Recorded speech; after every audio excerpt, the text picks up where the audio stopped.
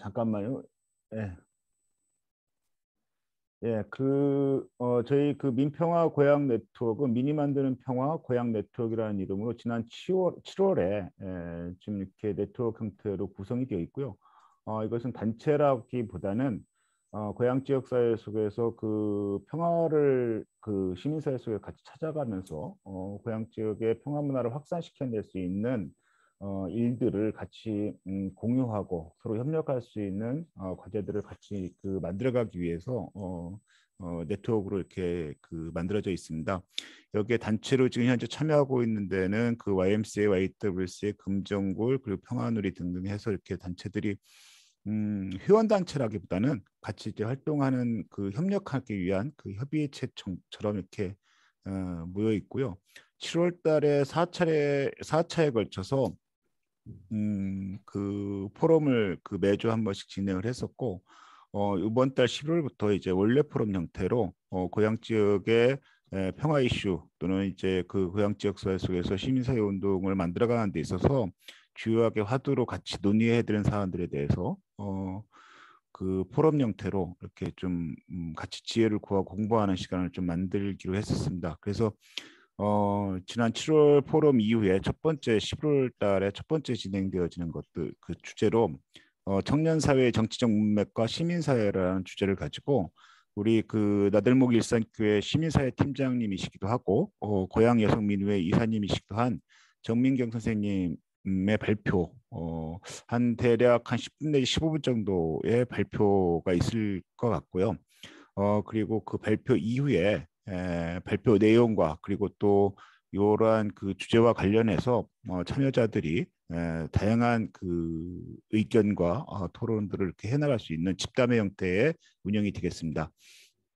그리고 지금 이 내용들은 그 가급적이면 녹취를 잘 해서 글로 좀 이렇게 만들어서 그 같이 공유 영상과 글이 같이 공유될 수 있도록 그렇게 하려고 합니다.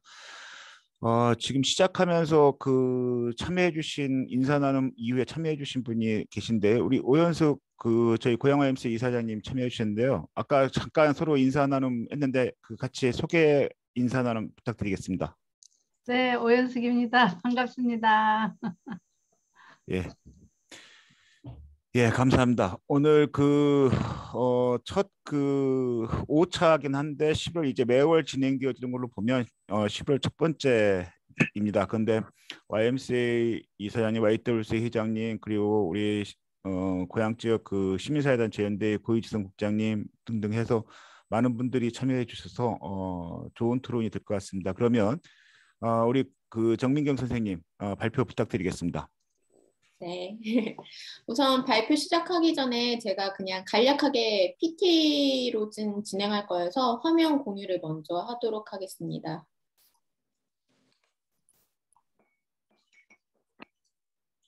네. 네, 안녕하세요. 저는 오늘 미니 만드는 평화 고향 네트워크 5차 원래 포럼 청년사회의 정치적 문맥과 시민사회 발표를 할 정민경입니다. 네, 만나서 반갑습니다. 네, 제 소개를 간략하게 좀 더 첨부하면은 이제 더불어 함께 사는 삶을 꿈꾸면서 고향, 지의 이제 삶의 터전을 잡은 후에 이제 사람과 지역에 시선을 두고 이제 활동을 하고 있는 사람입니다. 네, 그래서 나들모 일산교회 시민사회 팀장으로 있으면서 고향 시민사회 연대회의 그리고 고향 여성민회, 고향시 주민참여위원회 등 이 사람과 사람을 이으는 활동과 그리고 그 가운데서 하나 되는 그런 활동을 하고 있는 시민활동가라고 생각해 주시면 좋을 것 같습니다. 네, 저는 이 활동 이외에도 성교육 강의를 하는데요. 제가 강의를 할 때 항상 중요하게 생각하는 게 양방향 소통입니다. 네, 양방향 소통이어서 줌이지만 줌으로 저희가 발표하는 거지만 그럼에도 불구하고 제가 질문하거나 할 때 이제 대답이나 또는 반응을 해주시면 감사하겠습니다. 네, 그러면 발표를 하도록 하겠습니다. 네, 제가 오늘 할 발표는 청년사회의 정치적 문맥과 시민사회인데요. 저희가 먼저 생각해 볼 게, 청년은 누구인가? 자, 저희가 생각하는 청년은 누구일까요? 혹시 네, 편하게 말씀해 주실 분이 있다면 편하게 네, 말씀해 주셔도 좋을 것 같습니다. 20, 30대? 20, 30대. 네.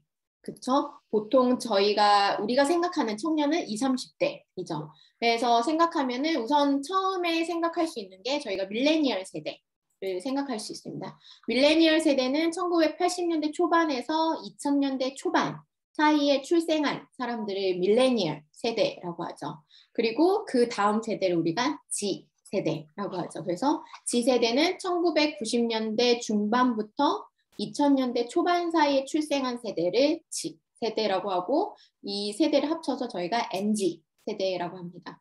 그래서 이 MZ 세대가 있는데 이거와 함께 요즘 이제 통계와 그 다음에 각종 그 지원 정책에서 제시하는 청년의 연령 기준을 살펴보면 약 15세에서 39세라고 합니다. 그래서 우리가 생각하는 청년, 방금 말씀하셨던 것처럼 20, 30대, 즉 우리 15세에서 39세, 20, 30대를 청년이라고 좀 범주화할 수 있을 것 같습니다. 이 청년 세대가 저희 4.7 재보궐선거 이후에 이슈가 되고 있습니다. 4.7 재보궐선거의 이후에 이슈가 되고 있는데 그때 이슈가 된 여러 가지 이슈가 된 여러 가지 원인들이 있지만 그중에서 저는 오늘 이 투표율을 한번 살펴보려고 합니다. 자, 투표율을 이게 이제 서울시장과 부산시장의 투표율을 세대별로 나타난 건데요. 지금 보시면 이 20대와 30대가 가장 낮은 투표율을 기록하고 있습니다. 그래서 20대가 서울시장에서 46.9%, 부산시장에서 36.2%, 30대는 48.2%, 37.2%로 이 20대와 30대가 가장 낮은 투표율을 기록하고 있습니다. 그래서 이러한 것들에 비추어 봤을 때 많은 사람들이 이렇게 생각합니다. 청년은 정치에 무관심하다. 자, 그러면 이 청년들이 정말 정치에 무관심한 걸까요? 우리가 좀 이 지점에서 생각해 보아야 될 것이 있는데요. 자, 청년들은 온라인에 익숙한 세대입니다. 그러면 온라인에 익숙한 세대는 어떤 방법으로 정치에 참여하고 있을까요? 혹시 이렇게 네, 편하게 말씀해 주실 수 있는 분들은 말씀해 주시면 좋을 것 같아요. 온라인에 익숙한 세대는 어떻게 정치에 참여할까요? 댓글 달고 설문조사. 네, 설문조사, 댓글 다는 거, 네, 이런 리트윗. SNS요. SNS, 그쵸? 이런 방법들이 있겠죠. 네, 맞습니다. 지금 여러분들께서 말씀해 주신 그러한 방법들이 온라인에 익숙한 세대가 참여하는 정치에 참여하는 방법입니다. 그래서 이제 김수정 씨라는 그 분의 연구에 따르면 청년들은 정치 참여를 이렇게 생각한다고 합니다. 인터넷을 통해서 내가 정보를 습득하는 것, 그리고 유튜브나 팟캐스트를 청취하는 것, 그리고 댓글 다는 것, 그리고 페이스북 좋아요 누르는 것, 리트윗하는 것, 해시태그 운동하는 것, 이러한 것들을 정치 참여로 인식하고 있다는 것입니다.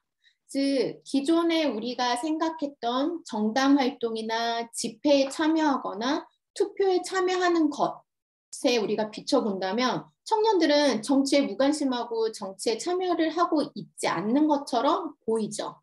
하지만 청년들이 생각하기에는 그들은 일상적으로 정치에 참여하고 있다라는 거죠.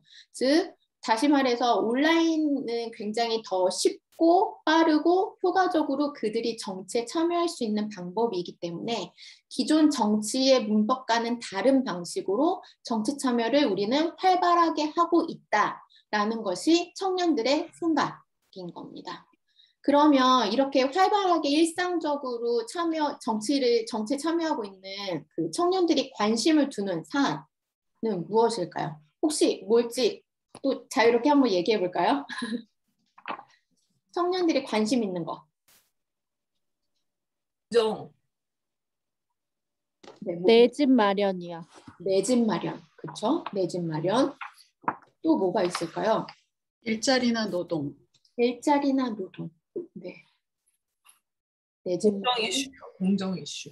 공정 이슈. 그렇죠. 그런 것들이 있겠죠. 자, 이런 것들을 다 살펴보면은 아마 이렇게 이야기할 수 있을 겁니다. 나와 관련된 사안, 나의 삶과 굉장히 밀접하게 관련된 사안에 우리 청년들은 관심이 있습니다. 그 나와 관련된 사안에 관심을 가지고 해당 문제들에 대해서 적극적으로 참여한다는 겁니다. 그러니까 과거처럼 우리가 민주화 운동이나 아니면 독재 타도 같은 이런 거시적 담론에 몰두하는 것이 아니라 굉장히 세분화된 자신의 관심 영역에 집중하고 있다고 볼 수 있습니다. 그래서 개인적인 관심사 그리고 자신이 가치를 두는 것에 따라서 선택적으로 참여하고 있습니다. 그래서 앞에서 이야기한 것처럼 청년들이 가지는 정치 이슈는 이렇게 볼 수 있을 겁니다. 이 우리 MZ 세대를 다른 말로 뭐라고 부르냐 했을 때 부모보다 못 사는 첫 번째 세대라고 불립니다. 그래서 청년들에게는 제일 중요한 게 먹고 사는 문제, 즉 생존의 문제라고 할 수 있습니다. 그래서 이 청년들이 가지는 첫 번째 이슈는 취업과 실업 문제. 내가 어떠한 곳에 취업을 하고 그리고 내가 그러니까는 직장을 구하지 못했을 때 내가 어떻게 살아갈 수 있을지가 굉장히 중요한 문제이고 이에 따라서 우리가 나오는 문제가 바로 정규직과 비정규직 문제 그리고 플랫폼 노동 문제 이러한 것들에 관심이 있고요. 우리가 지옥고라고 부르는데 지하, 옥탑방, 고시원 이러한 주거 빈곤 문제 같은 주거 문제도 있고 이 대학 등록금에 따른 학자금 대출 문제 등이 있습니다. 이러한 것들을 우리가 통틀어서 아마 이 사회적 문제라고 볼 수 있을 텐데요. 이런 사회적 문제들에 개별적으로 관심들이 있고 이와 함께 또 개인이 가지는 관심사는 기후위기라든지 또는 1인 가구 또는 동물권 이러한 것들에 관심을 가지고 있습니다. 그러면 청년들이 이러한 정치 이슈에 관심을 가지고 있는데 우리 기존의 기성 정치는 어떻게 반응하고 있을까요? 제가 4.3%라는 숫자를 이제 화면에 보였는데 혹시 이게 무슨 숫자일지 유추가 가능하실까요? 4.3% 무슨 숫자일까요?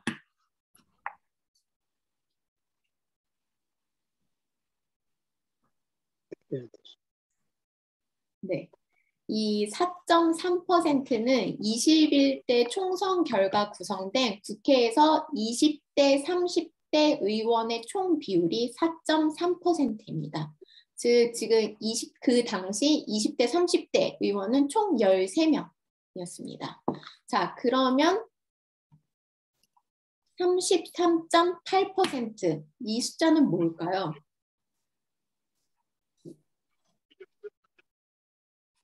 네, 누군가 말씀을 하시는 것 같은데 잘 안 들리는데 네, 이 33.8%는 21대 총선이 2020년도에 있었죠. 이 2020년 총선 당시 40세 미만의 유권자 비율이 33.8%였습니다. 즉, 이 40세 미만의 유권자 수는 33.8%인데 그를 대변하는 의원의 수는 4.3%로 굉장히 유권자 수 대비 의원의 비율이 매우 낮습니다. 그러면 이거는 국회만 이럴까요?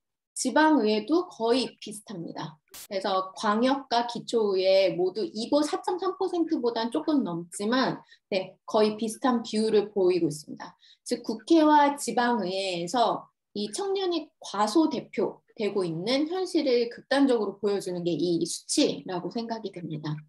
그리고 더불어서 이렇게 정치의 이 영역에 들어가 이 13명의 분들도 사실은 특정 영역에서 소위 성공한 인물들을 영입하는 방식이기 때문에 이 다양한 청년들의 목소리를 반영하는 것에는 분명한 한계가 있다고 생각이 듭니다. 그래서 기성 정치에서는 이 청년은 정치의 주체를 가진 사람 또는 주체적으로 참여할 수 있는 사람으로 보기보다는 청년은 어떤 특정 시기에 수혜자나 아니면 시혜자로 설정해놓고 그것에 대해서 그 시기에 맞춰서 따라서 움직이는 그런 경향성을 보인다고 할 수 있습니다. 이런 상황 가운데서 시민사회는 무엇을 해야 할까요? 네, 이것도 물어보고 싶지만 저희가 뒤에 토론의 시간이 있기 때문에 시민사회가 무엇을 해야 하는지는 네, 제가 생각하는 의견을 네, 나름대로 좀 이야기해 보도록 하겠습니다. 네, 저는 시민사회를 이렇게 제 개인적으로는 이렇게 정의를 내리는데요. 시민사회는 약자와 소수자의 목소리를 듣고 대변하는 곳이라고 생각이 듭니다. 그래서 먼저 시민사회가 듣는 것을 해야 되지 않을까라는 생각이 듭니다. 그래서 한국 사회에서 소수자와 약자의 자리에 있는 청년들의 목소리, 그리고 더불어서 굉장히 많은 당사자들의 목소리를, 우리가 청년들의 목소리를 들어야 된다고 생각을 합니다. 그 목소리를 듣는 방식은 앞에서 이야기했던 청년들은 온라인 상에서 굉장히 활발히 일상적으로 움직이고 있기 때문에 이 온라인을 중심으로 있는 청년들의 목소리를 온라인 상에서 의견을 청취할 수 있는 방법이 있습니다. 플랫폼 형태로 우리가 얼마든지 그 청년들이 어떠한 의제를 가지고 있고 요즘에 어떠한 문제에 관심이 있고 지금 내가 처한 상황은 어떠한지를 온라인 상에서 의견을 듣고 그것들을 공론장의 영역으로 끌어들이는 역할을 시민사회가 할 수 있지 않을까라는 생각이 듭니다. 그래서 여기에서 연결하기라는 것이 나옵니다. 즉, 이 들은 청년들의 목소리를 저희 시민사회가 그동안 누적한 그런 힘으로 그것들을 자료를 정리를 하고 그리고 그것을 데이터화 할 수 있겠죠. 그것들을 데이터화해서 사실 청년들 가운데서도 굉장히 많은 계층과 또 굉장히 많은 범위의 청년들, 가령해서 수도권에 거주하는 청년들, 비수도권에 거주하는 청년들, 뭐 대학을 나온 친구들, 대학을 나오지 못한 친구들, 이런 여러한 범주의 청년들이 있기 때문에 그 각 당사자들이 가지고 있는 의견들을 다른 청년들에게 또 이야기해 주는 것들이 필요하다고 생각합니다. 그래서 그것들을 모아서 다시 엮어서 재발행을 하는 그런 다른 청년들에게 또 다른 청년들의 목소리를 이야기해 주는 것, 들려주는 것이 필요하고 이와 더불어서 정부나 지자체의 정치 영역에서 그들의 의견을 반영한 그런 정책을 수립할 수 있도록 제안을 할 수 있는 것이 우리가 지금 기존의 우리의 시민사회가 할 수 있는 역할이 아닐까라는 생각이 듭니다. 그래서 굉장히 개인화되고 파편화되어 있어서 이렇게 흩어져 있는 이런 운동을 서로 연결하고 연대하고 지속 가능하게 하는 것이 지금 우리 현재 시민사회가 할 수 있는 몫이 아닐까라는 생각을 하게 되었습니다. 사회가 변화하면서 각 세대가 생각하는 정치의 의미 그리고 정치에 참여하는 방식이 굉장히 많이 바뀌어 가고 있는 것 같다고 저는 이번에 발표를 준비하면서 생각을 했거든요. 그러면서 시민사회에도 이러한 것이 필요하지 않을까라는 생각이 들었습니다. 어떠한 시각이냐면 보통은 나의 시각으로 타인을 바라보게 되잖아요. 나의 시각으로 타인을 바라보고 왜 청년들은 정치에 무관심한 걸까? 왜 정치에 참여하지 않는 걸까? 이게 아니라 타인이 사회를 바라보는 시각으로 그들의 입장에서 먼저 생각하는 거죠. 그들은 벌써 내가 정치에 참여하고 있다라고 이야기를 하는 청년들의 입장에서 그 청년들이 그러면 정치에 참여하고 있는데 그 청년들이 참여하고 있는 그 모습 가운데서 우리가 어떠한 것들을 어떻게 적극적으로 모색할 수 있을지 그리고 그들은 어떠한 시선으로 사회를 바라보고 있는지를 그들의 시각에서 청년의 시각에서 바라보아야 하지 않을까라는 생각이 들었고요. 그리고 그러한 청년들이 그들의 목소리를 더 적극적으로 낼 수 있도록 그리고 그들의 삶이 정말로 반영된 정책이 더 만들어질 수 있도록 그런 통로가 되는 시민사회 역할을 해야 하지 않을까라는 생각을 했습니다. 네, 그래서 저 역시 저도 시민사회 활동가의 한 사람이자 그리고 청년인 한 사람입니다. 그래서 더 많이 청년의 목소리를 듣고 그리고 그 목소리를 듣는 것에서 멈추는 것이 아니라 좀 더 외연화시킬 수 있도록 더 열심히 함께 하도록 하겠습니다. 네, 이상 여기까지가 저의 발표였습니다.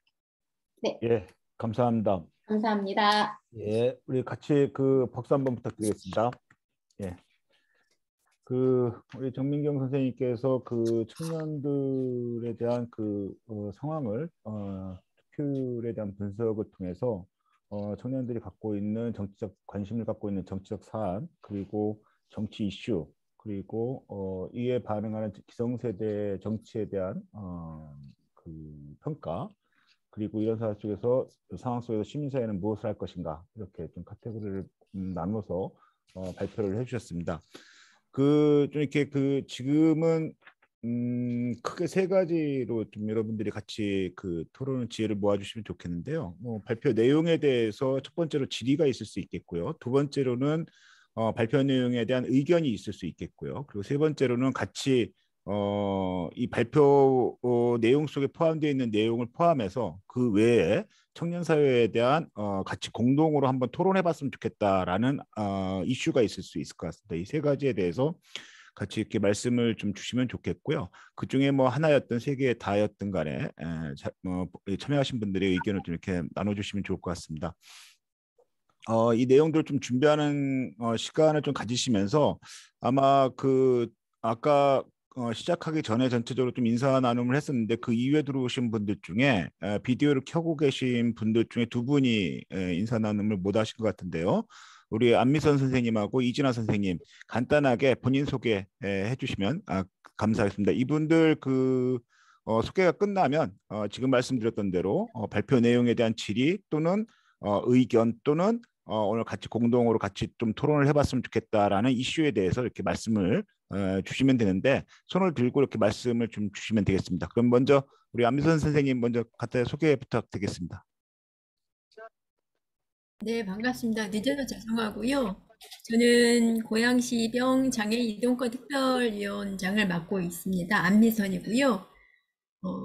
네, 그 전에는 장애인 인권포럼 대표를 12년 동안 활동을 했습니다. 네, 많은 분들이 많이 계셔서 좀 편안하네요. 네. 예, 감사합니다. 네. 우리 이진아 선생님 부탁드리겠습니다. 네, 안녕하세요. 저도 여기서 몇 분 반가운 얼굴을 뵙게 돼서 너무 좋고요. 저는 우리 정민경 선생님 출석하는 나들목 일산교회 이진아라고 합니다. 네, 반갑습니다. 예, 감사합니다. 지금 아직 비디오를 안 켜신 분들 중에 비디오를 켜시면 바로 인사 나눔할 수 있는 그 찬스를 드리겠습니다. 예. 그러면 아까 말씀드렸던 것처럼 정민경 선생님의 발표 내용에 대한 질의 또는 의견 또는 같이 함께 토론했으면 좋겠다라는 이슈가 있으면 말씀 주시면 감사하겠습니다.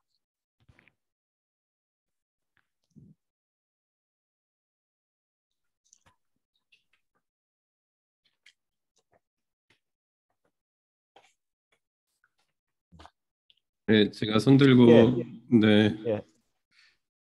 네, 발표 잘 들었고요. 그러니까 제가 듣기에 그러니까 우리 청년층이 정치에 굉장히 관심이 많으면서 동시에 전통적인 형태의 정치의 방식으로 참여도가 낮다라는 그 두 가지의 어떤 특징을 말씀을 해주신 것 같은데 이게 이제 시민사회가 이분들이 그러니까 뭐 예를 들어 정당 활동이라든가 투표라든가 이런 부분에 적극적으로 할 수 있도록 공론회장을 자꾸 마련하고 이분들의 이야기를 듣고 이런 부분들이 중요하다고 생각이 되는데 예를 들어서 이분들이 생각하는 어떤 정치 활동의 방식이 온라인이라면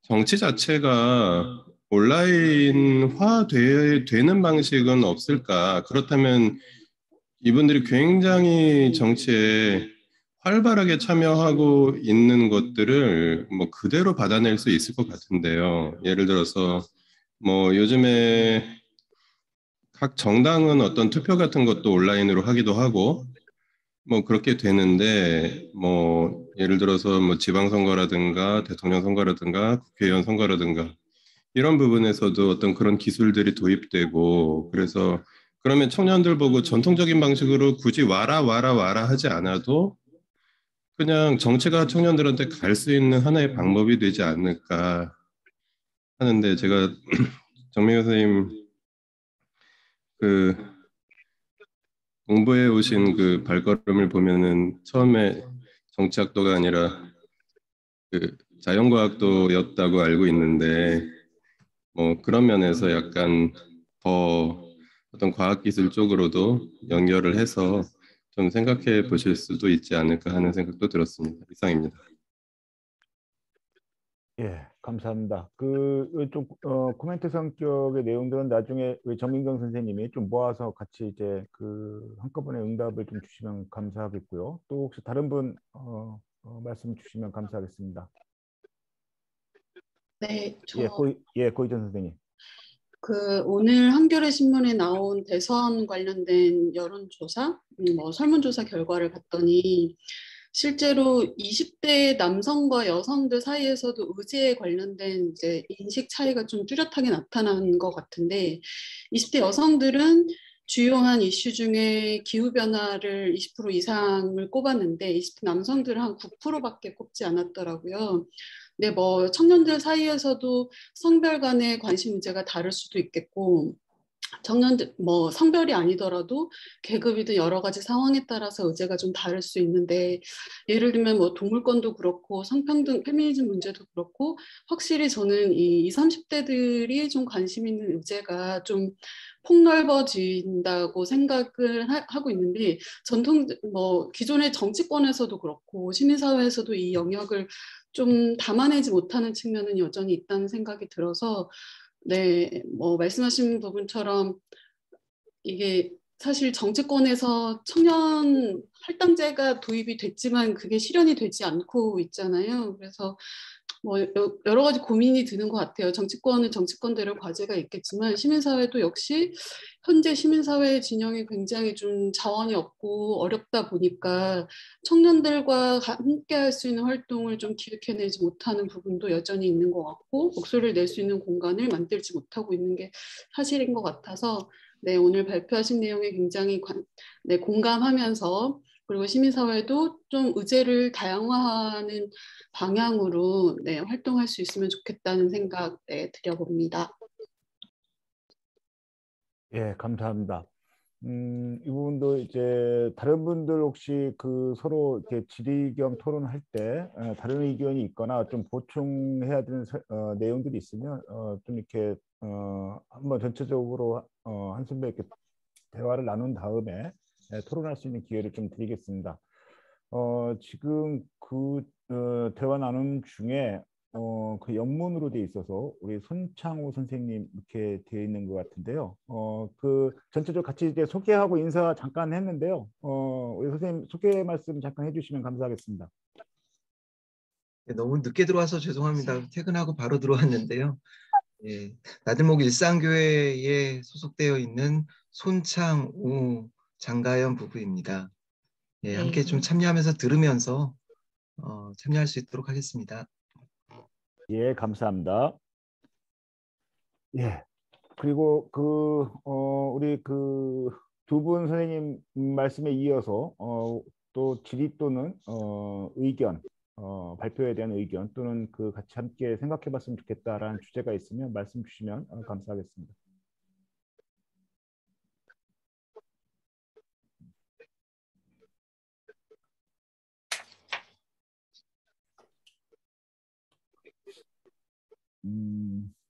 예, 우리 이진아 선생님.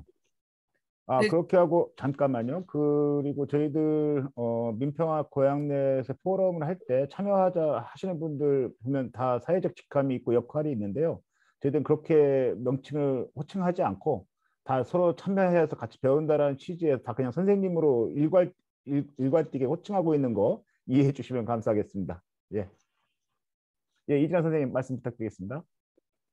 네, 요즘 뭐 MZ세대 계속 이슈가 있고, 또 지금 대선 앞두고 오늘 같은 경우도 광주 선대위원장에 우리 18세 우리 수능을 마친 우리 고3 여학생이 되었다라고 하는 소식을 들으면서 이게 선거 때마다 사실은 전혀 없었던 건 아니지만 이 세대의 어떤 목소리가 어느 때보다 조금 반영돼야 되는 분위기는 분명히 있으신 것 같아요. 그리고 조금 전에 우리 고이지선 선생님 말씀하신 것처럼 그것도 또 남자와 여자의 또 이슈가 또 다르기도 하고 또 긴장과 갈등도 있는 부분도 있고요. 근데 아까 말씀해 주셔서 조금 확 와닿았던 것은 4.3 대 33.8이라고 하는 수치가 굉장히 좀 확 와닿았던 것 같습니다. 이들 유권자들 지금 40대 이하가 33.8%인데 거기에 목소리를 대변하는 의원의 비율이 4.3에 불과하다는 것은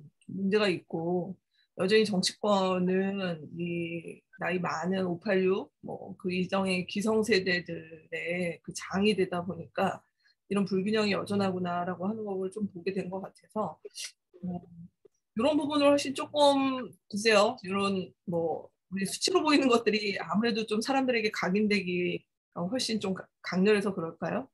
네, 이런 부분들은 저희가 좀 더 이슈를 살려서 우리 세대의 목소리를 조금 더 반영하고 그리고 대안들을 좀 찾아보고 그리고 저는 오늘 그 18세 그 광주 선대위원장 그 친구가 어떻게 이것을 맡게 됐나라고 하는 걸 보니까 그 광주 지역에서 그 지역 단위에서 학교별 대표자 모임이 있고 거기서 계속적으로 주기적으로 의제를 가지고 토론하고 했던 어떤 속에서 대표가 됐더라고요. 그래서 제가 살고 있는 고양시 또 가까운 파주시에도 우리 학생들한테 그런 자치 조직들이 있었나라고 하는 부분 궁금하기도 하고 그렇게 우리 조금 젊은 층의 어떤 이런 정치 감각이라든가 목소리를 내는 루트를 기존의 어른들도 이렇게 관심 있는 시민사회단체가 얼마든지 학교에 어떤 좀 들어가서 현장 속에 들어가서 이것들을 좀 아까 정민경 선생님 성교육도 하시는데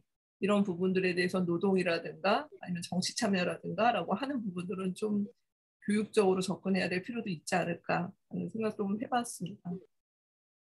네, 코멘트 감사하고요. 우리 정민경 선생님께서 우리 세 분이 좀 이렇게 좀 코멘트 겸 의견 말씀을 나눠주셨는데요. 그 부분 세 분 말씀에 대해서 좀 종합적으로 우리 정민경 선생님 말씀 나누실 거 있으시면 좀 말씀 나눠주시면 감사하겠습니다.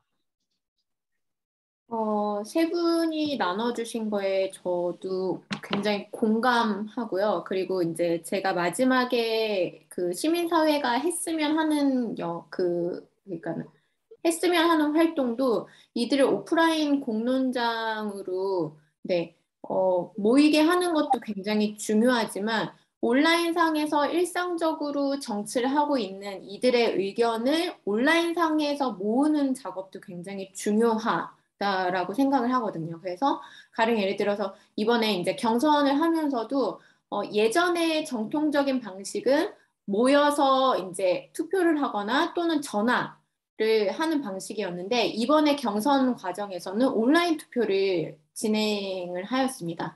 이런 것처럼 경선 과정에서도 지금 온라인 투표를 반영하듯이 이 청년들의 의견을 온라인으로 의견을 모으는 것이 중요하고 이것을 우리가 플랫폼 형태로 가져갈 수 있지 않을까라는 생각이 들면서 그 두 번째 고이지선 선생님께서 말씀해 주신 것처럼 그 의제, 그러니까 특히 그 지역의 시민사회들이 그 의제를 다양화하는 데 있어서 한계가 있는데 그 온라인 형태로 의견을 받다 보면은 그것들이 이제 특정한 의제들로 수렴되는 부분들이 있을 것 같다는 생각이 듭니다. 가령 예를 들어서 기후위기, 1인 가구 아니면은 젠더 문제라든지 이러한 것들이 의제가 이렇게 카테고라이즈 되면 그것들을 각 시민단체에서 그 역할을 할 수 있는 시민사회 단체들이 온라인으로 모아진 의견들을 수렴을 해서 그것들을 정치권에 요구를 한다든지 아니면 또 다른 청년층의 이야기를 할 수 있는 방법들을 취할 수 있지 않을까라는 저는 생각이 들어서 그래서 적극적으로 이 온라인 시대 그리고 온라인 세대를 저희가 이것들을 융합하는 방법들을 계속 모색해야 되지 않을까? 그래서 계속 오프라인으로 그러니까 청년의 오프라인으로 와라 하기보다는 적극적으로 저희가 온라인에 세계로 뛰어드는 것이 지금 시민사회에서 필요하지 않을까라는 생각이 들고요. 그리고 마지막에 이진아 선생님께서 말씀해 주신 것처럼 저도 지금 들으면서 과연 고양시에는 이런 학생들의 자치 활동이 있을까라는 좀 궁금함이 있습니다. 그래서 제가 지금 특정 정당에 있는데 특정 정당에서는 지금 청소년들이 그렇게 많이 보이지는 않거든요. 그런데 사실은 유럽 안에서도 굉장히 14세, 16세부터 정당 활동을 통해서 토론 문화를 익히고 그 가운데서 지역의 현안들이 익히는 것들이 굉장히 익숙한 방식이기 때문에 우리 고향 지역에서도 이것들을 좀 토대를 마련을 해야 되지 않을까라는 생각과 한 축으로 마찬가지로 이렇게 하려면 사실은 교육이 굉장히 중요하거든요. 그래서 교육에서 민주시민 교육이라든지 아니면 우리가 정치를 왜 우리가 일상적으로 우리가 어떻게 정치를 누리고 있고 그거에 우리가 어떠한 목소리를 내고 그런 의견들을 우리가 어떻게 제시하고 그것들이 어떻게 반영되는지에 대한 교육들이 필요하지 않을까라는 생각이 듭니다. 네. 예, 감사합니다.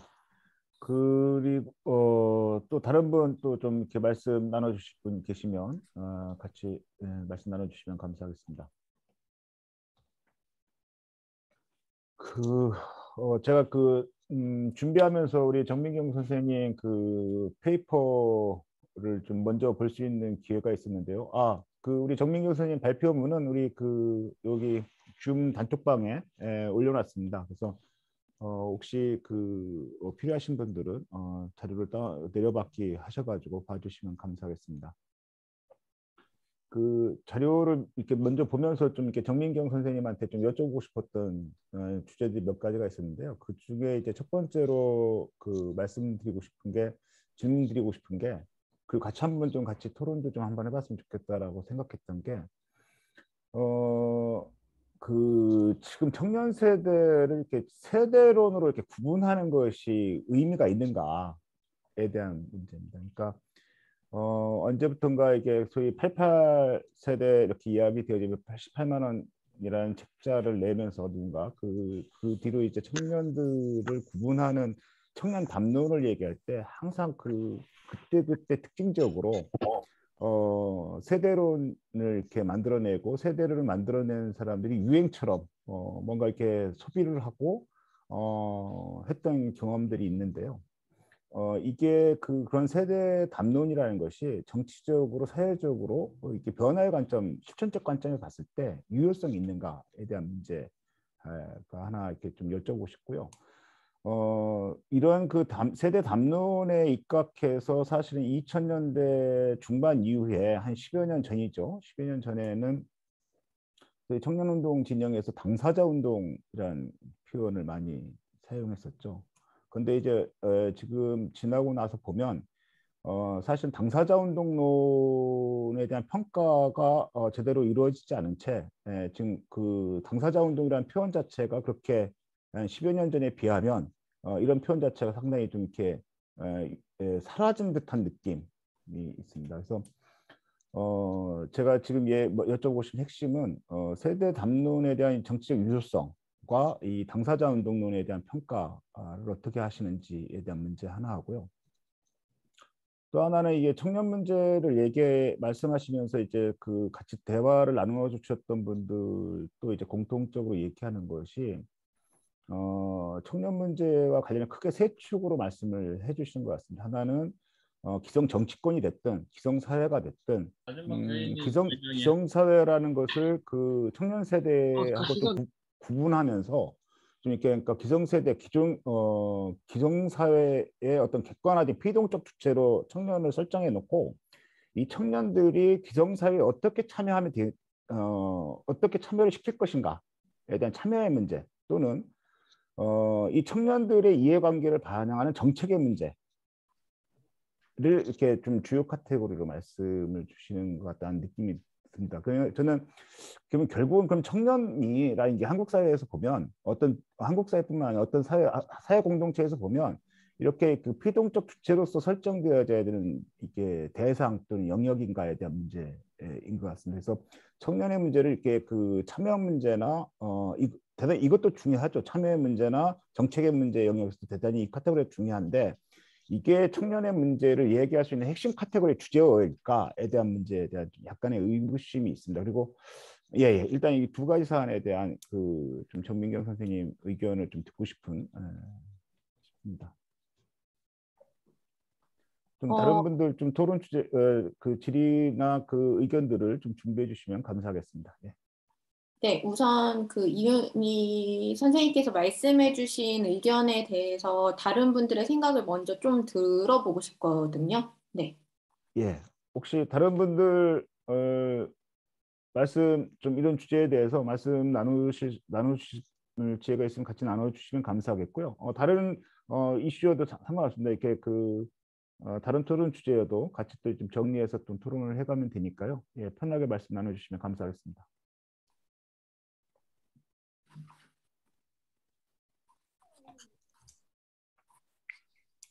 예, 이현옥 선생님. 네, 제가 이제 오늘 의제와 관련돼서 생각하면 제가 고양시에 20대 후반에 와서 시민운동을 하기 시작했거든요. 근데 이제 시민사회를 보면 저는 20대 후반에 시작해서 지금까지 그 사람들을 보고 있거든요.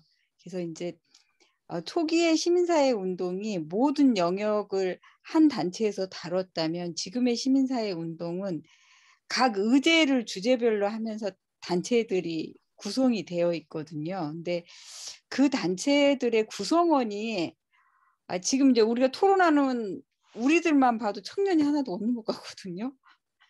근데 제가 이제 저희 재단 구성원을 생각하니까 청년이 한 번도 없구나. 평균 나이가 60, 70대구나. 이게 인지가 되거든요. 근데 이제 시민사회에서 뭐 청년의 목소리를 들어야 된다 하는데 과연 청년은 어디가 있을까? 이런 생각을 우리 집에 있는 청년을 좀 생각을 해봤어요. 근데 제가 20대 어떤 시민사회 운동을 할 때도 제 친구들은 전혀 정치에 관심 없었거든요. 근데 이제 제 딸아이 아이들한테 물어봤을 때도 친구들은 전혀 관심이 없다는 거죠.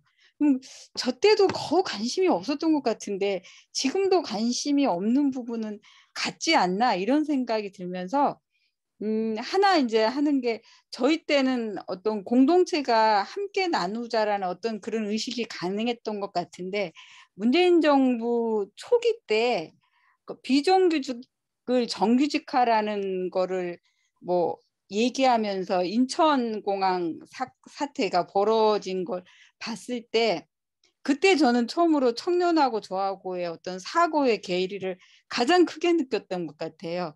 왜 비정규직을 정규직화 하자는데 청년들은 저렇게 분노를 하는가 처음에 이해를 못했거든요. 근데 이제 좀 시간이 지나면서 들어보고 뭐 이렇게 들어보니까 저희와 다를 때와 지금 청년들은 대단히 신자유주의 하에서 경쟁 속에서 자라면서 굉장히 다른 환경에서 자란 이 친구들이 생각하는 공정이 제가 그게 옳고 그름을 따지기 전에 굉장히 다른 시각을 가지고 있더라. 이런 부분을 굉장히 느꼈어요. 그게 이제 조금 처음엔 충격이었다가 이젠 조금 청년들이 좀 이해가 되고 이런 측면이 있거든요. 근데 의제 같은 경우도 뭐 이렇게 환경이나 젠더 문제에 있어서 청년들이 보이는 시각 이게 우리는 청년이라고 한 문구로 얘기하지만 남녀 청년들이 보이는 시각들이 분명히 존재를 하고 있는 이 시점에서 저는 항상 청년들 세대 공감이라고 했을 때 젠더 문제나 환경 문제 이런 쪽으로 이해를 해야 되지 않나 뭐 이런 생각을 했었거든요. 근데 이제 시민사회에서 이런 역할 이런 얘기를 하면 시민사회 구성 자체가 청년들을 보기가 힘들어요. 그 조직 구성이 청년부터 장년까지 쭉 구성이 돼 있으면 그 안에서 주의 의제를 좀 서로 나누면서 토론할 수 있을 건데 저희 조직만 생각해도 청년을 찾아볼 수가 없거든요. 근데 그렇기 때문에 어떻게 청년의 얘기를 들어야 되나 뭐 이런 고민은 들어요. 이상입니다. 예, 감사합니다. 그 참여자들은 자유롭게 대화를 나눠주시고요. 우리 정민경 선생님은 잘 정리해서 말씀을 주시면 감사하겠습니다. 예, 또 다른 분 또 말씀 나눠주시면 감사하겠습니다. 예, 유전 선생님.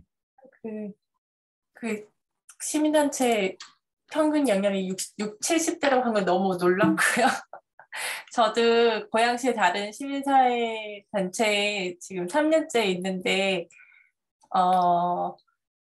제가 느끼는 것도 제가 마지막 기수가 되어서 제 뒤로 안 들어오세요. 그러면서 저도 마음이 이렇게 안 들어오는 데를 나도 있어야 되는 것인가?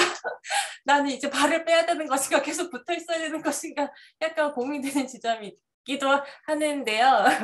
네, 그러니까 제가 마지막 기수니까 더 뽑으시긴 하겠지만 더 제가 청년의 끝자락을 잡고 있는 것 같은데요.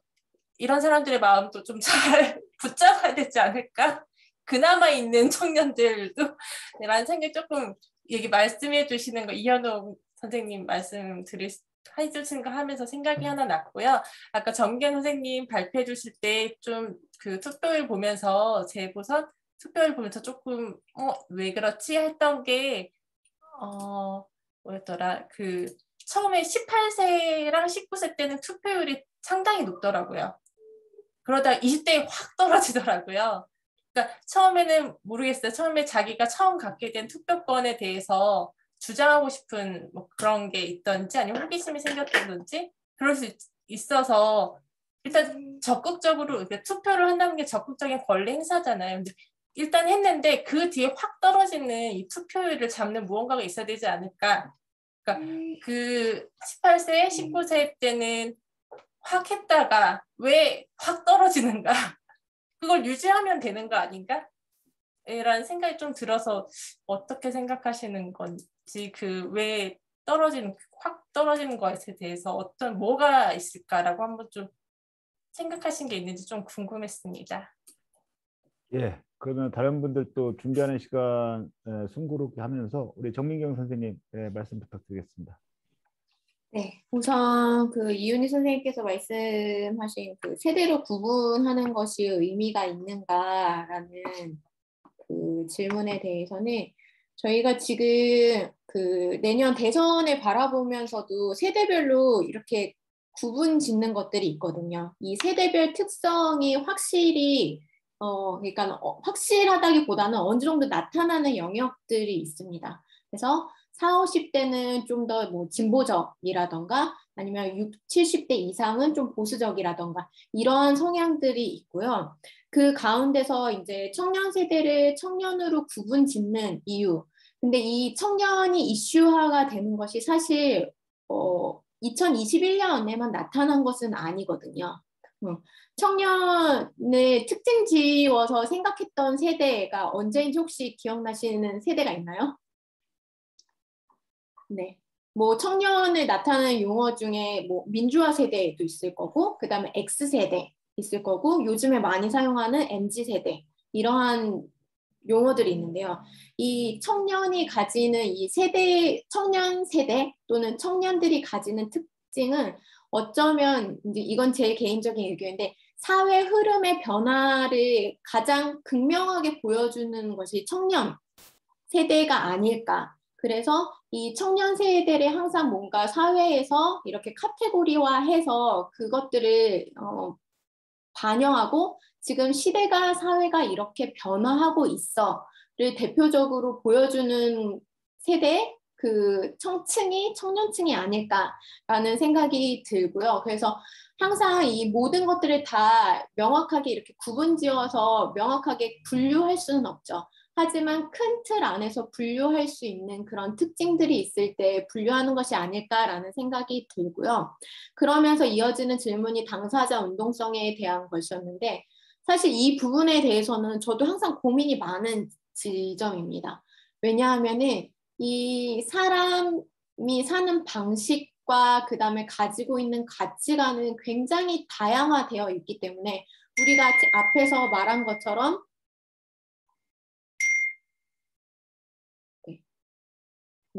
앞에서 말한 것처럼 어떤 세대를 특징 지어서 분류 짓기는 하지만 거기에 들어가지 못하는 사람들이 제가 봤을 때 요즘에 훨씬 더 많이 있다고 생각이 들거든요.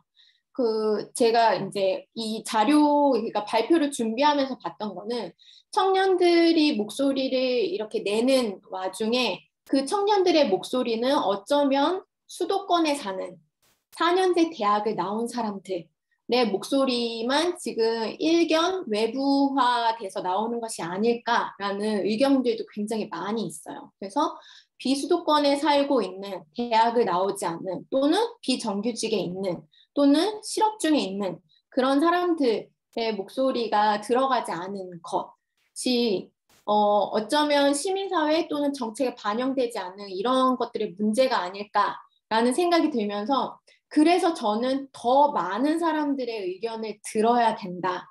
그런 생각이고요. 그렇게 될 때 우리가 당사자 운동이 될 수 있지 않을까라는 생각이 듭니다. 그래서 요즘에 있어서의 그 당사자 운동은 어쩌면 그냥 우리가 굉장히 쉽게 우리가 주변에서 접할 수 있는 사람들의 의견만 듣는 것은 아닌지라는 생각이 좀 들고요. 마지막에 류지연 선생님이 해주셨던 질문 중에 20, 30대의 투표율은 왜 떨어지는가 했을 때 제가 이것도 이제 좀 자료를 살펴봤을 때 제일 많이 나왔던 대답이 투표를 하러 가는 시간에 저는 일을 해야 해요. 아르바이트를 해야 돼요. 라고 대답한 사람들이 꽤 많이 있었던 걸로 봅니다. 즉 아까 말씀드렸던 것처럼 이 20, 30대는 생존의 문제가 걸려있는 사람들이고 그 가운데서 투표를 하러 가기 위해서는 본인의 시간을 빼서 그러니까 본인의 시간을 할애해서 가야 하는 것인데 그러했을 때 사실 나의 시간을 할애하고 투표를 하러 가는 것이 크게 매력적이지 않다라는 거죠. 그랬을 때 나는 생존의 문제, 나의 지금 현업에 집중해서 투표를 하지 않는 것으로 결정하는 사람들도 굉장히 많이 있다고 봤습니다. 그런데 그 18세, 19세에서 투표율이 높게 나온 게 저는 되게 의외였거든요. 오히려 더 관심이 없거나 할 수 있을 것 같은데 오히려 18세, 19세에서 높게 나왔던 게 그렇게 높게 이제 참여를 시작했는데 확 떨어진 것에 대해서 그건 저도 좀 더 파악을 해봐야 될 것 같은데요. 아마도 좀 내가 투표를 한 거에 대해서 만족스럽지 않은 경험을 했기 때문에 그 당시에 이렇게 바로 떨어진 게 아닐까라고 좀 생각해 볼 수 있을 것 같습니다. 예, 자유롭게 유지연 선생님 질문이나 정민경 선생님 말씀에 대해서 이렇게 대화에 참여를 해주시면 감사하겠습니다.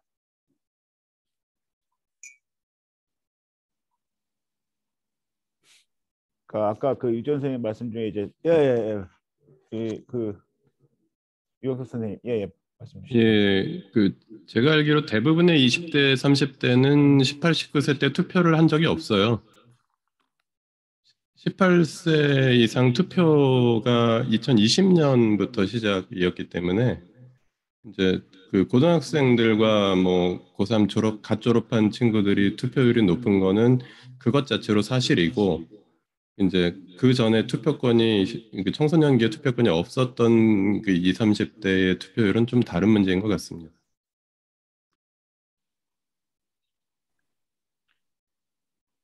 예, 또 다른 분.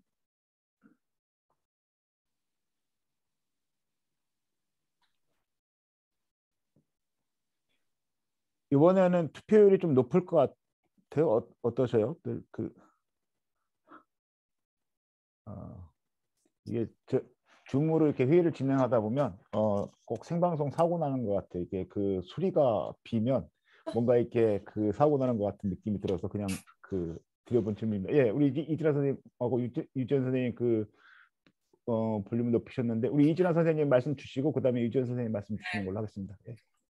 그러니까 저는 아까 우리 이윤희 선생님 말씀하신 대목 중에 그러니까 이제 우리의 젊은 친구들을 주체로 보기는 하는데 기성세대가 이제 보는 관점이 이들을 일단 피동적인 그러니까 이제 우리 사회의 어떤 서열 문화 아니면 이제 기성세대들은 아직도 청년들이 뭔가 주체적으로 뭔가 자기들의 목소리를 내고 정치적인 활동을 분명 아까 이현옥 선생님 세대들은 그렇게 해서 우리 사회의 어떤 민주화를 이루는 주체가 되었음에도 불구하고 지금의 MZ나 이 20대들을 우리가 좀 그렇게 못 보는 경향성이 좀 있는 것 같아요. 그러니까 이제 이 친구들은 그러기 때문에 이제 나오는 이야기가 이제 소위 꼰대라고 하는 이야기가 이제 나오게 되는 것 같고 그래서 이들을 이제 뭔가 참여를 시키고 뭔가 이렇게 정책적인 필요로 하는 어떤 정책들을 준다 하더라도 약간 구색 맞추기에 좀 머물러 있지 않는가라는 생각도 드는 것 같아요. 저는 지금 오늘 보니까 이렇게 여기 지금 YMCA 이렇게 계시는데 제가 이제 얼마 전에 요 YWCA 본부에서 이렇게 물갈이 됐다라고 하는 그 내부 얘기를 좀 들으면서 그게 좀 우리 사회의 어떤 의미에서는 다 할 수는 없지만 필요하다 싶은 게 뭐냐면 이제 일단 기존의 그러니까 소위 이제 586들이죠. 586에 해당되시는 그 Y의 어떤 세대분들이 제가 아주 정확한지는 모르겠지만 제가 이해한 바는 그랬던 것 같습니다. 뭐냐면 젊은 20, 30대 활동가들이 들어왔고 기존의 이제 소위 이제 50대 이상들하고 잘해보려고 하지만 안 맞으니까 이걸 이렇게 바꾸면서 좀 젊어지는 이런 일들을 했다라고 하는데 저는 이게 일정 정도 우리 사회에 지금 좀 필요한 일이 아닌가라는 생각이 드는 것 같아요. 뭐 각 정당도 마찬가지고 아까 이제 뭐 다 시민단체들의 지금 고민들이 그러시잖아요. 그리고 저는 이제 교회라고 하는 현장에서 일하는데 교회도 또 되게 비슷한 모습이 있습니다. 그래서 이게 이제 어떤 분은 이제 너희가 안 하잖아라고 하는 것보다는 글쎄 입장을 이제 아까 우리 정민경 선생님이 얘기하셨던 것 중에 이제 그 입장에 서서 라고 얘기를 하는데 이제 그 입장에 선다라는 게 또 사실 한계가 있죠. 그래서 일정량의 어떤 뭐 할당을 하든 아니면은 이제 이렇게 해서 좀 들어오는 것들을 적극적으로 하는 것이 뭐 우리 각 조직이나 아니면 우리 사회 장래를 위해서 좀 좋지 않을까라고 하는 좀 파격적인 제안이 저는 좀 필요한 시점이 아닌가라는 생각을 해봅니다. 네. 네, 감사합니다. 우리 유지연 선생님 혹시 말씀 이어가실? 없습니다. 예, 감사합니다.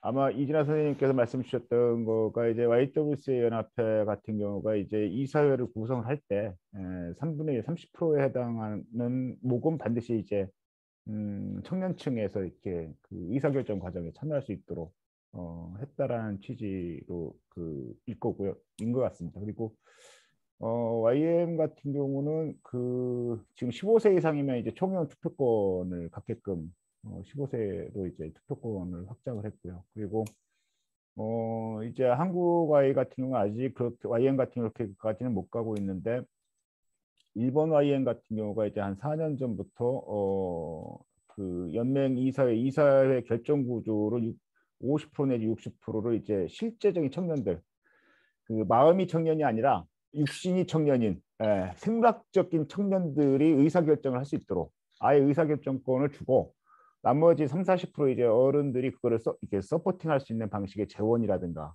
이런 것들을 이렇게 만들어가는 방식. 그래서 조직의 운영의 의사결정을 청년들에게 넘겨주는 그런 결정들을 이제 하고 있는 거죠. 그래서 그런 부분에서 보면 이제 한국 YM도 이제 15세 참정권을 이렇게 총회원권으로 확보하려고 하는 취지가 거기에 있던 것 같고요. 우리 윤정혜 회장님, YWC 회장님 계시니까 또 이제 그런 말씀 한번 거들어 주시면 감사하겠습니다. 우리 윤정혜 회장님 혹시 소리를 키우셨는데 혹시 말씀 나누실? 아니 제가 비디오를 끄고도 열심히 잘 듣고는 있었는데요. 네, 저희 또 YWC 얘기를 하시니까 저희가 YW의 Y의 Y가 0인데 지금 방금 YMCA에서 말씀하셨듯이 마음이 0이냐 진짜로 실제적인 영이냐는 걸로 저희가 몇 년 전에 전체 연합회에서 큰 이제 토론이 있었습니다. 그래서 결론이 뭐였냐면 진짜 영이어야 된다. 마음이 영도 영이지만 진짜 영이어야 된다는 이제 어떤 그런 의견이 있었었고, 그래서 저희 같은 경우도 지금 참정권 이런 의미에서 이사진이라든가 어떤 참여진들에 대한 것들이 제가 굉장히 이제 의무 참여 네 이런 것도 이제 생겼고, 그리고 저희 이제 고향 YWCA 같은 경우도 제가 지금 YWCA 회장이잖아요. 그런데 저희 이사회에서 사실은 제가 제일 막내인데 제가 됐었습니다. 네, 지금은 저보다 이제 좀 어린 분들이 이제 새로 영입이 돼서 이제 들어오시고 그랬는데 제가 제일 어림에도 불구하고 됐었고요. 이제 그런 면에서는 저희 Y 같은 경우는 되게 노력하고 있는 것 같아요. 노력하고 있지만 그래도 저희도 똑같은 시민단체로서 연령대가 조금 더 이렇게 많은 위로가 있죠. 저희도 마찬가지로. 그래서 그런 고민들을 하고 있고, 저도 이제 이미 이제 그 위로가 있는 나이의 레벨이고, 그래서 그런 고민들을 저희는 하고 있습니다. 이제 그건 이제 저희 Y에 대한 의견인 거고요. 아까 말씀하셨듯이 저도 이제 강의를 들으면서 이 말씀에 고민하고 있는 게, 그러니까 저희 청년들에게 민주시민 교육을 어떻게 할 것인가, 뭐 같은 고민인 것 같아요. 그렇죠? 그 다음에 이 청년들이 어떻게 참여하게 좀 수월하게 할 수 있게 할 것인가. 그게 온라인장에서도 열려야 된다고 하는데, 그러면 온라인장에 어떻게 참여할지도 사실은 그 SNS, 온라인을 잘한다, 컴퓨터를 잘한다고의 의미에 따른 의미인 것 같아요. 그러니까 그런 거에 대해서 조금 더 접근성이 좀 수월하게, 그 다음에 의견이 조금 더 원활하게 이루어질 수 있는 어떤 그런 장들이 열릴 수 있는 뭔가의 좀 구체적인 그런 방안이나 노력들이 있었으면 좋겠다고 생각을 합니다. 예. 이상입니다. 예, 감사합니다. 앞으로 한 15분 정도 좀 더 대화 모임을 이끌어가 볼 생각인데요. 그래서 8시 반, 90분 되면 좀 정리를 할 생각입니다. 그래서 그 15분 이후에 대화에 참여하시겠다라고 하셔도 참여할 기회가 오늘의 이 공간에서는 없으니까요. 그 전에 적극적으로 말씀 좀 나눠주시면 감사하겠습니다. 제가 이렇게 얘기하는 거는 그냥 이렇게 그 소리를 비게 하지 않기 위해서 말을 하는 거니까요. 의견 말씀하실 분 있으면 그냥 손 들고 하시면 바로 말씀을 드리겠습니다. 저는 이렇게 시민사회 활동을 하면서 젊은 청년들이 아무리 이제 뭐 나이를 15세까지 뭐 총회원에 참정권을 주겠다라고 해도 의사결정 구조에 30%를 주겠다 해서 저는 매력이 없을 것 같아요. 굳이 우리 윤정희 회장님 계시니까 YMYWC의 젊은이들 참여해서 뭔 재미가 있을까? 이미 하이라키화 되어 있는 이 구조에서 의사결정을 준 듯한 느낌만 주는 그곳에서 뭔가 이렇게 무슨 재미로 할 수 있을까라는 생각. 일단 그래서 시민사회 단체들이 청년들의 목소리를 듣는다는 건 이미 불가능하다. 저는 지금 한국 시민사회 운동 수준이 그래서 청년들과 젠더의 관점을 항상 이게 주체로서의 청년과 그리고 주체로서의 여성 그리고 관점으로서의 젠더 이런 문제들이 항상 내재화되어 있지 않은 그게 뭐 기성세대다 이다 아니다를 떠나서 그리고 이미 정치사회와 밀접한 연관성 속에서 하부 구조화되어 있는 시민사회 단체, 시민사회가 아닌 시민사회 단체 그 속에서의 하이라키화되어 있는 이 구조에서 청년들이 새로운 꿈을 꾼다라는 거는 사실 좀 쉽지 않다라는. 왜냐하면 이미 청년들은 이게 집단으로서의 자기 사고 방식뿐만 아니라 어떤 개인화된 실체로서의 자기 개인에 대한 개인 중심적인 사고 자체가 중증적으로 되어 있기 때문에 그 부분에서 이게 개인 아이덴티티에 대한 뭐랄까요, 주동적인 자기 역할 포지션 세팅이 안 되면 쉽지 않을 거다. 왜냐하면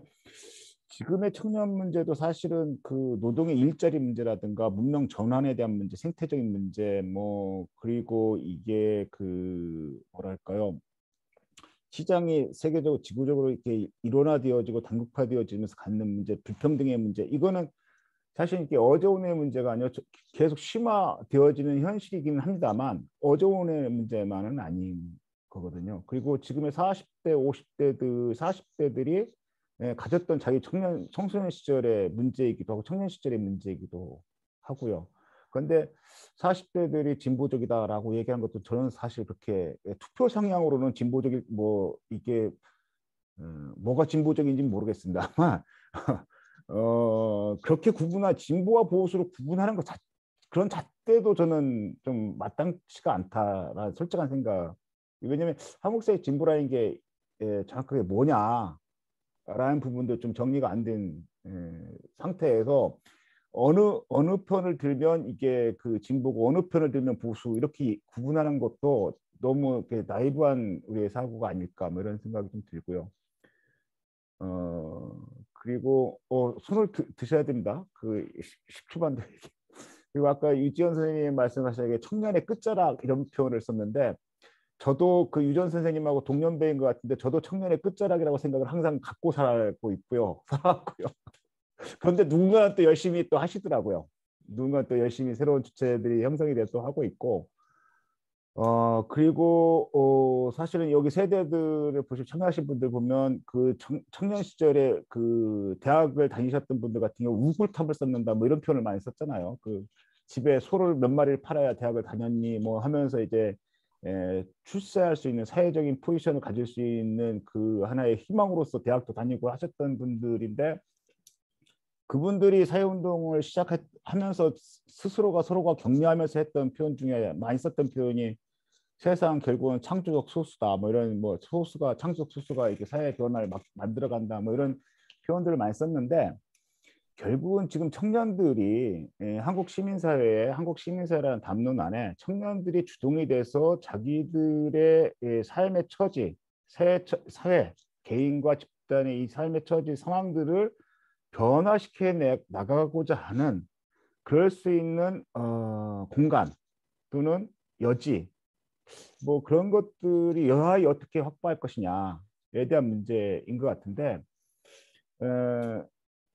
그런 생각이 듭니다. 그래서 저는 시민사회가 뭐 이렇게 청년들 연결해주고 뭐 이런 것 그리고 또 시민사회 관점을 정당의 투표율로 청년들의 참여를 평가해서는 안 된다 이렇게 저는 봅니다. 투표율이 높으면 청년들의 정치의식이 높고 청년의 투표율이 낮으면 정치의식이 없거나 정치에 무관심하다 이렇게 평가하는 것 자체가 대단히 문제다.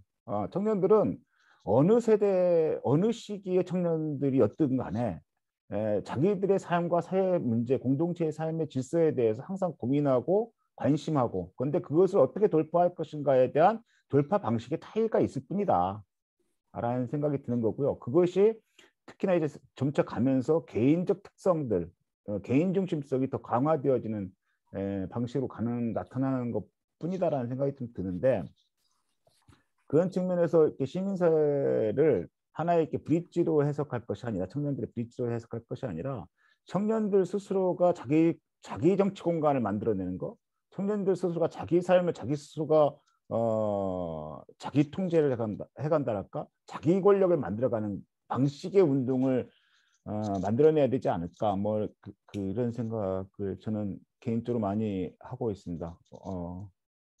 뭐 주저리 하는 우리 이준하 선생님. 아니 이현옥 선생님 손을 계속 드신 것 같으셔. 그러셨어요? 죄송합니다. 왜 이렇게 사진이 작아가지고 라고 핑계 대면서 이현옥 선생님 말씀 좀 주십시오. 아니 저는 그러니까 저희 때 청년이었을 때는 억압에 대해서 분노를 했다고 생각을 하거든요. 그래서 그게 이제 뭐 민주화 운동이다 이렇게 됐는데 이게 제가 느끼기에는 지금의 청년도 뭔가 굉장히 분노가 돼 있거든요.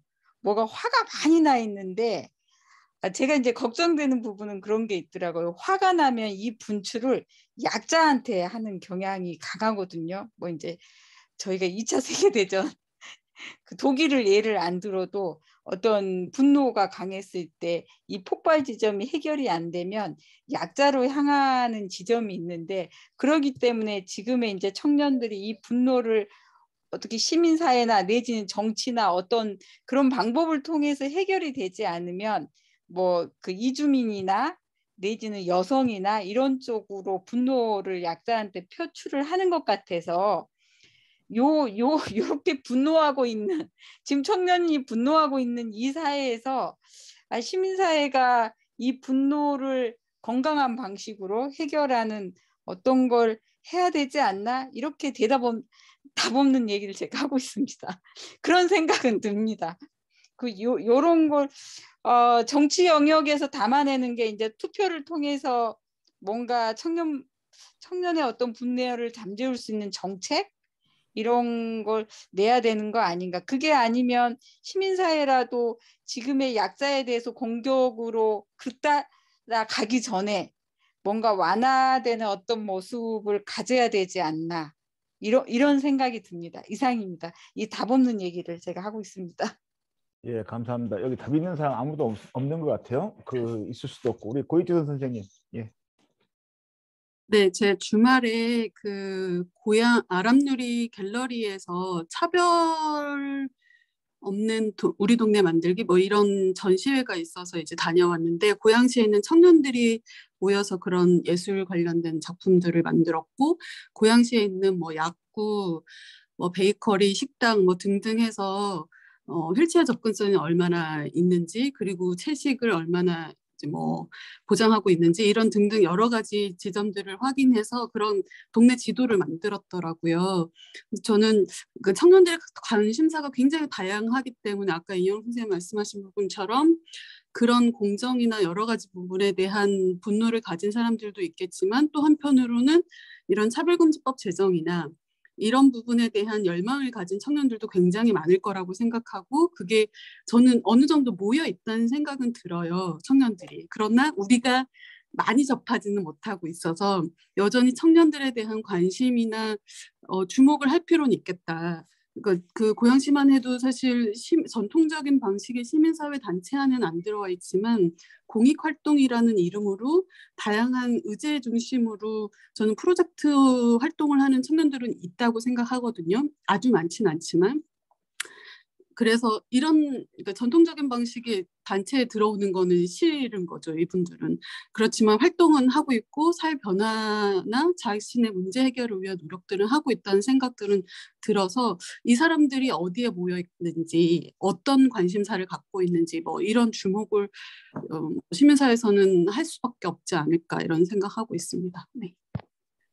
네, 여기에 좀 첨언을 하면은 예. 그 이제 이 소규모 비공식적인 모임으로 청년들이 활동을 하고 있거든요. 다만 그것이 저희가 접하는 곳에는 많이 없을 뿐이라는 거죠. 그래서 그렇게 소규모 비공식적으로 활동하는 이 사람들을 어떻게 연결시킬 것인가, 또는 어떻게 우리가 접점을 찾을 것인가가 저는 시민사회에서 좀 고민해야 될 지점이 아닐까라는 생각이 들어요. 왜냐하면 이렇게 소규모 비공식적으로 활동하는 사람들은 기존에 있는 단체에는 사실 들어오고 싶지 않은 거예요. 그러면은 기존의 단체에 들어오고 싶지 않은 사람들이 그럼에도 불구하고 각자 관심이 있는 의제에서는 활동을 하고 있기 때문에, 이것들을 활동하고 있는 것들을 그대로 두는 것이 아니라 계속 꺼내서 빛을 발할 수 있게 꺼내주는 작업들이 필요한데, 이 꺼내주는 작업들은 기존 시민사회 단체에서 할 수 있지 않을까라는 생각이 저는 드는 지점이고요. 네. 그리고 이제 이현우 선생님이 말씀하신 부분에 굉장히 공감해요. 이 분노가 쌓이면 결국 약자에 대한 혐오 표현으로 이어지는 부분인데, 제가 며칠 전에 이제 20대, 20, 30대 남성들이 하는 그런 대화를 들은 적이 있어요. 그러면서 그분들이 하는 이야기는 그냥 이야기를 들어달라였어요. 그러니까 그 20, 30대 청년들이 하는 이야기에 우리가 이러이러해 라고 이야기했을 때 대부분의 사람들이 아니 그게 너는 틀렸고 그러니까 그게 아니야 라고 본인들이 계속 설득을 하려고 하기 때문에 이야기를 하고 싶지 않다라는 거죠. 그러니까 자꾸 더 온라인으로 들어가고 혐오 표현을 하게 되고 이렇게 된다라는 이야기를 하면서, 그냥 우리가 이야기했을 때 그 이야기한 것 자체를 그대로 그냥 있는 그대로 들어달라. 그러면은 그 듣는 그 사람에 대해서 우리는 마음이 열릴 것이다라는 이야기를 하더라고요. 그러면서 우리가 어쩌면 해야 되는 부분은 그냥 그들이 이야기할 때 정말 아무 이 토달지 않고 꼰대인 척하지 않고 그냥 있는 그대로 편견 없이 들어주는 것. 그것이 어쩌면 그들의 분노를 좀 더 풀어낼 수 있는 그들의 분노를 이렇게 사그러뜨릴 수 있는 방법이지 않을까라는 생각이 또 들었습니다. 네. 예. 또 다른 이제 마지막 찬스라고 생각하시고 한두 분 더 말씀 나눠주시고 정민경 선생님 마무리하는 걸로 해서 오늘 포럼을 좀 정리해 볼까 합니다. 예, 한두 분 더 말씀 부탁드리겠습니다. 뭐 이거는 시간을 꼭 채워야 되는 건 아니기 때문에요. 부담 없으시면 부담 없이 그냥 정리해도 되니까요. 너무 부담되지 않으셔도 되고요. 예. 그러면 우리 정민경 선생님 마무리 좀 전체적으로 오늘 토론의 내용에 대해서 좀 정리 겸 그리고 나왔던 내용들에 대해서 좀 이렇게 정리 좀 해서 마무리 발언을 좀 준비를 좀 해주시고요. 우리 혹시 손창호 선생님 뭐 좀 코멘트가 있으시면 같이 한번 나눠주시면 더 좋을 것 같습니다. 어떠신가? 우리 안미선 선생님도 이제 인사 나눔하고 나서 아무 말씀 없으셨는데 같이 정리 겸해서 먼저 우리 정민경 선생님 말씀 전에 우리 손창호 선생님 부탁드리겠습니다. 공감되는 얘기들이 많이 들었던 것 같고요. 청년들이 기성 정치에 참여하지 않을 뿐이지 자기들 나름대로의 자기들에게 필요한 주제에 정치 참여를 어떠한 형식으로든 하고 있다. 근데 그것이 상당수가 자기들끼리 대부분 하고 있다. 근데 그것의 연결 지점은 찾아야 되는데 그 연결 지점이 온라인인 것 같다라는 것에 저도 이제 공감을 하고요. 근데 그 온라인을 지금 어쨌든 간에 좀 모델이 그러니까 생각했던 것보다 굉장히 파괴력을 끌어낸 게 홍준표 씨 아닌가 이런 생각이 들고요. 그게 결국에 이제 플랫폼이라는 형태로 끌어냈던 건데 어쨌든 운도 좋았고 근데 그것에 어쨌든 그런 모티브를 좀 끌어내서 그런 장을 좀 연결할 수 있는 그런 것들이 마련이 됐으면 좋겠다라는 생각들을 좀 해보게 됩니다.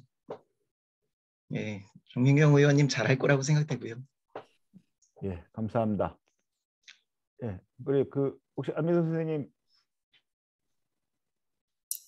예. 네, 우리 정민경 선생님 잘 들었고요, 강의.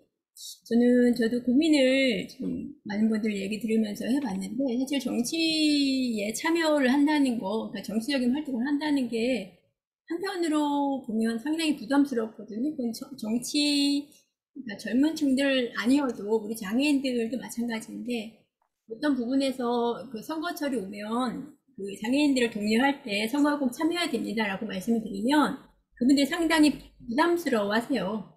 나 그냥 집에 있을래요. 안 할래요. 전 정치에 관심이 없어요. 이렇게 말을 하거든요. 실제로 어떤 정치인을 뽑느냐, 어떻게 관심을 갖냐에 따라서 나의 생활이 변화하는데 그분들은 그 직접적으로 느끼지 못하는 부분이 있어서 많이 안타까운데 저는 청년들도 좀 비슷하다고 생각을 하거든요. 그래서 청년들의 참여를 어떻게 좀 확대시킬까 이 부분에 관련돼서는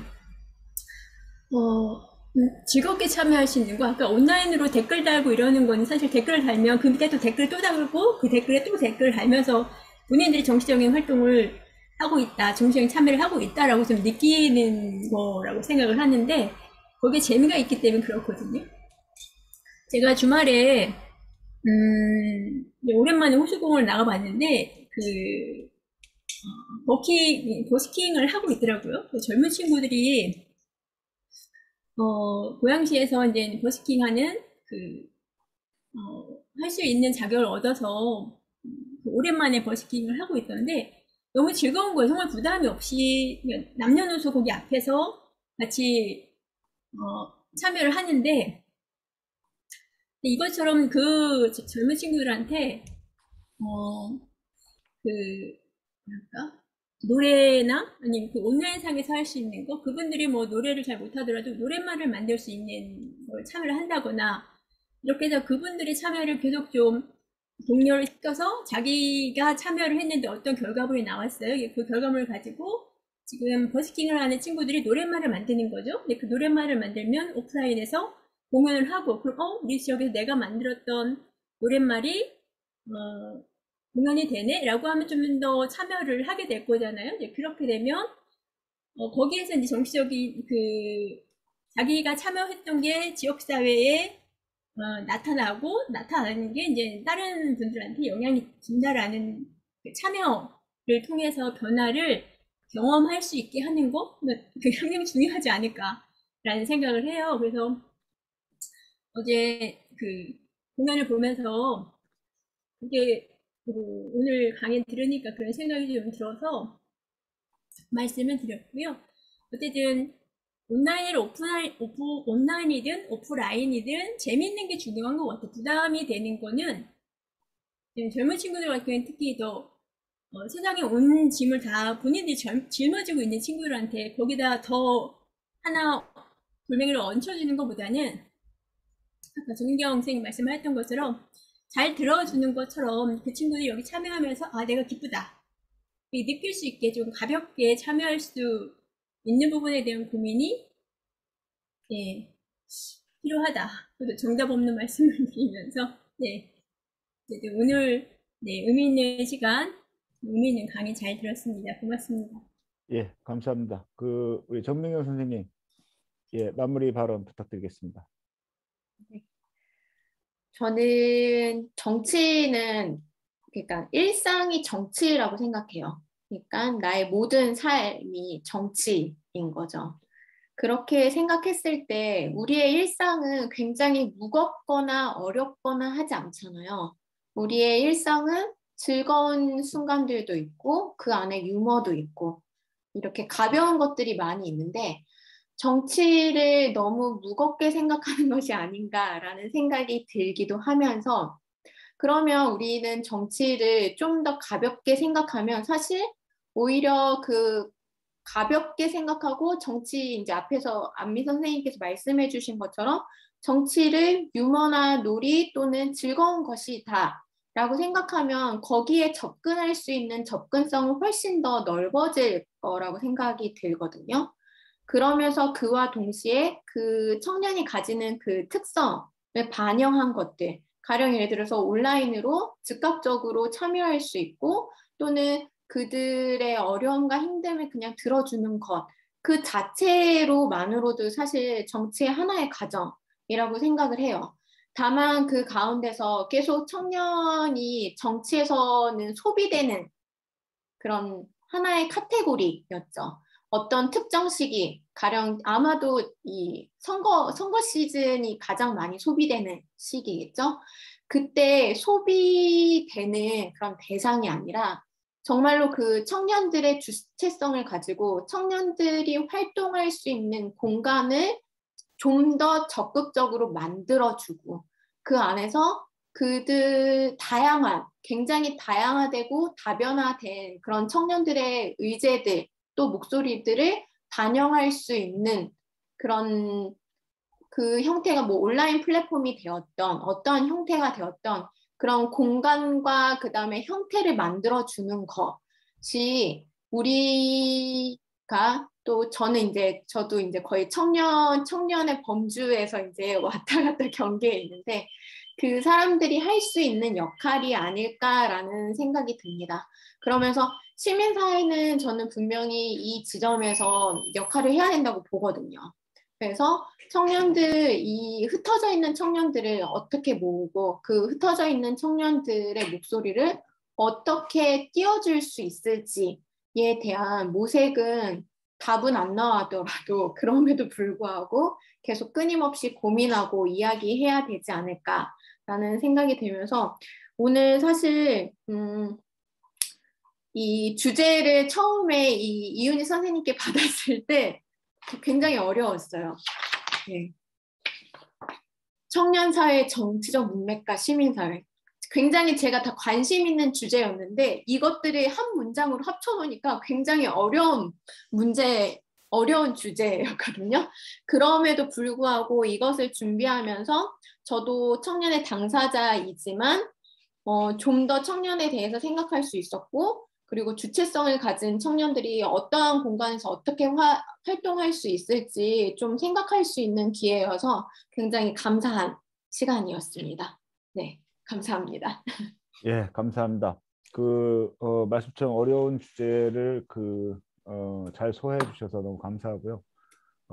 주제를 어렵게 드린 거는 잘 몰라서 나온 결과물입니다. 그렇게 이해를 해주시고요. 다만 청년층, 계층, 저는 청년사회라는 걸 그냥 계층적 관점에서 보고 싶지 않다라는 측면이 하나 있었고요. 또 하나는 이제 많은 다양한 토론이 가능한 영역에서 가능합니다만, 좀 이렇게 정치사회적 관점, 정치적 측면에서 정치 영역 측면에서 이렇게 토론을 좀 좁혀서 오늘 해봤으면 좋았겠다라는 생각이 좀 들어서 그런 토론을 좀 주제로 드렸습니다.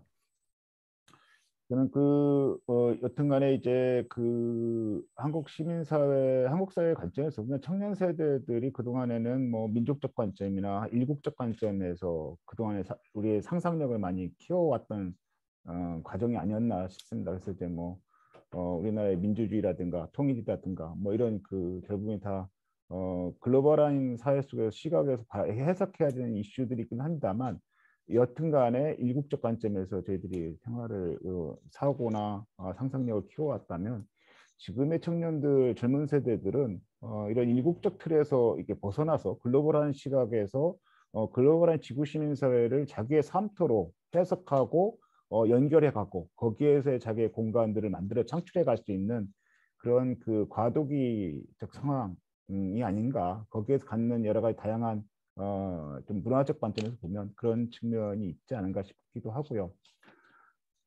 그래서 YMCA나 YWCA, 나들목이나 뭐 많은 단체들이 여기 좀 오늘 인사는 같이 나누지 않고 계십니다만 여기 참여하신 다른 단체 분들도 계신데 결국은 이제 청년들에 대한 이해 또는 청년들의 관점 또는 청년들의 참여 이런 측면보다는 지금 중요한 거는 이게 시민사회 단체들이나 교회 공간이나 어떤 공간이었든 간에 청년들이 의사결정하고 쓸 수 있는 돈을 딱 100원이면 100원 이렇게 딱 정해놓는 게 중요하다. 저는 그런 생각을 좀 듭니다. 사실은 YWC에도 그렇고 YS에도 그렇고 관여하지 말고 청년들이 자유롭게 사고하고 판단해서 결정해서 자기들이 하고 싶은 일들을 할 수 있는 그런 의사결정권과 예산을 확보하는 것.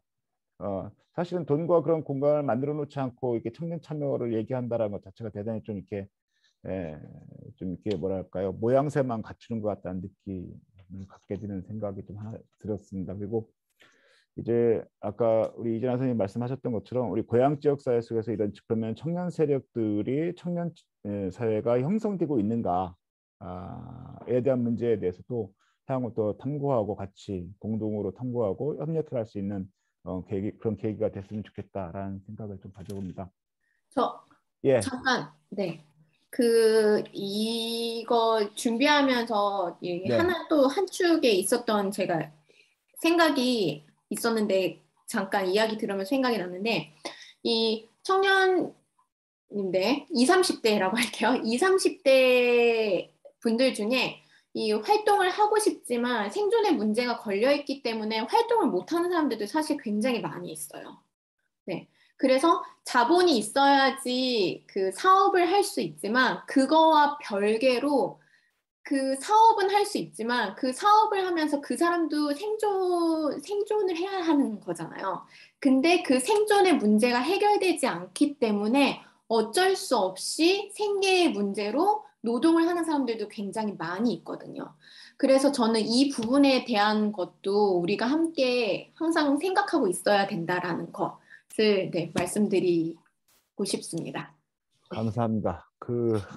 고향 지역에 그 저희들이 이제 청년기금 만드는 작업이 아마 내년에 본격화되지 않을까라는 느낌이 듭니다. 예, 감사합니다. 오늘 전 줌 토론은 이렇게 대략 한 90분 정도 포럼 생각을 하고 있습니다. 이렇게 그래서 저도 7시에 시작을 해서 지금 8시 36분, 90분이 좀 약간 넘었습니다. 예, 처음부터 끝까지 마무리까지 같이 해주신 분들 너무 감사드리고요. 오늘 참여자가 오고 가고 해서 제가 카운터 보니까 20명 정도, 20분 정도가 참여를 해주셨습니다. 너무 감사합니다. 오늘 토론해줬던 내용들은 잘 정리해서 영상과 문서로 고향 지역 시민사회와 같이 잘 나눌 수 있도록 이렇게 하겠습니다. 아마 저희들이 그 12월 달에는 12월 6자 포럼으로 해서 고향 지역의 2021년도 평화운동에 대한 평가와 내년도 2022년도 고향 지역 평화운동을 어떻게 만들어갈 것인가에 대해서 같이 그 단체에서 활동하시는 분들의 발표와 토론으로 이렇게 이루어지는 12월 포럼이 12월 15일 날 동일하게 이 시간대에 준비되고 있습니다. 그때도 같이 얼굴 보시면서 이렇게 또 좀 지혜를 나눠주시면 감사하겠다라는 말씀 드리면서 오늘 모임을 이 시간으로 이렇게 마무리를 하려고 합니다. 오늘 그 발표하느라고 고생해 주신 우리 정민경 선생님 너무 감사드리고요. 그리고 우리 함께 이렇게 참여해 주신 모든 분들께 감사드리면서 오늘 포럼 마무리하겠습니다. 예, 감사합니다. 감사합니다. 감사합니다. 감사합니다.